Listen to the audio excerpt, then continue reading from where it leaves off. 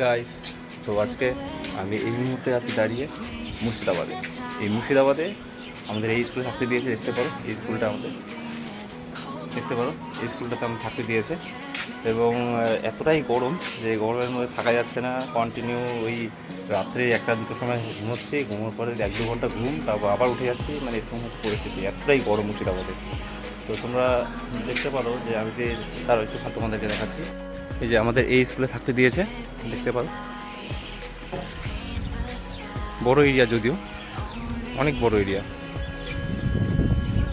এসে দেখলাম যে এখানকার যা ভাই বোনেরা আছে, যারা যারা মানে প্রিপারেশন নিচ্ছে, তার সাথে দেখো রানিং করছে। খুব ভালো লাগলো একটা জিনিস দেখে। মানে এরা এত অ্যাক্টিভ, এখানকার ছেলেমেয়েরা খুবই অ্যাক্টিভ। খুব ভালো লাগলো দেখে। সকালে উঠে এরা রানিং করছে, ঘরের মধ্যে থাকা যায় না, ঠিক আছে। এই যে ভাই বোনেরা মানে, বা কেউ এসএসবি, কেউ আর্মি বা আর বাহিনী, এর জন্য সবাই অ্যাক্টিভ হচ্ছে, বা সবাই এর জন্য প্রিপারেশনও নিচ্ছে, ঠিক আছে। এই জন্য দেখো প্রতিদিন সকালবেলা এখানে দেখি প্রচণ্ড মাঠের মধ্যে ভিড় থাকে।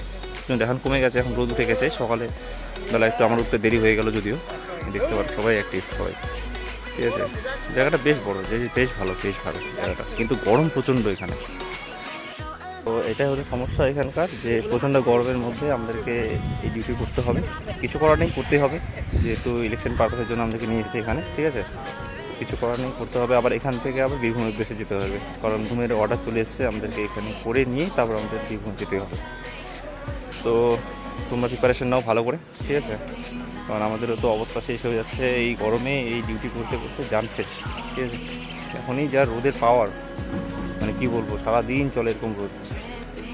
খুব সমস্যা হয় এই রোদের জন্য, খুব সমস্যা হয়। করতে হবে ডিউটি, ডিউটি তো করতেই হবে, কিছু করার নেই। তো তোমরা ভালো থেকো, সুস্থ থেকো।